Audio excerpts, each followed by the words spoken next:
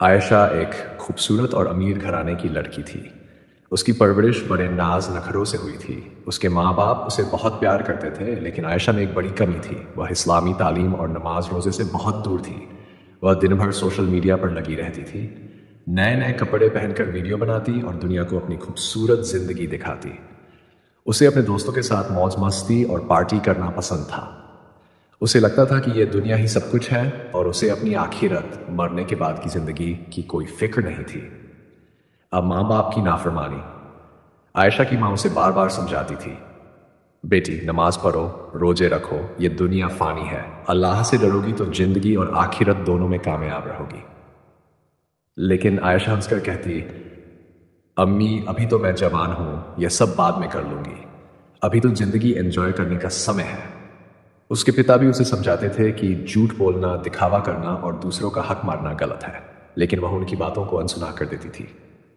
گناہوں سے بھری زندگی۔ عائشہ نے کئی لوگوں کے ساتھ دھوکا کیا، وہاں اپنے دوستوں کے ساتھ غلط راہ پر چل پڑی تھی۔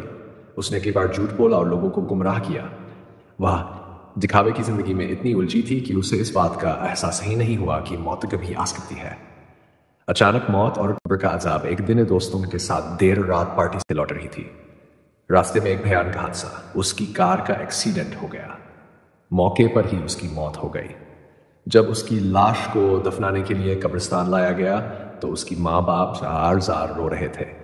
ماں بار بار کہہ رہی تھی، کاش میری بیٹی نے اللہ کا کہا مانا ہوتا، کاش اس نے نماز میں، کاش اس نے گناہوں سے توبہ کر لی ہوتی۔ عائشہ کو قبر میں اتار دیا گیا، لیکن اس کے بعد جو ہوا وہ بے حد خوفناک تھا۔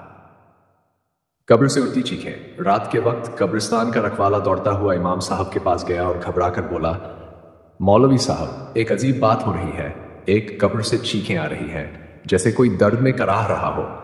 مولوی صاحب نے اللہ سے دعا کی اور کہا، یہ قبر عذاب میں ہے، اس کا مطلب ہے کہ اس کے اندر کی روح اپنے گناہوں کی سزا بھگت رہی ہے۔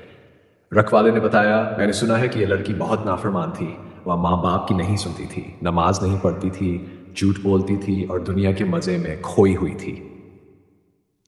سبق اور سیکھ۔ اس دردناک گھٹنا سے ہمیں کیا سیکھ ملتی ہے؟ ماں باپ کی بات ماننی چاہیے کیونکہ ان کی نافرمانی قبر میں تکلیف کا کارن بن سکتی ہے۔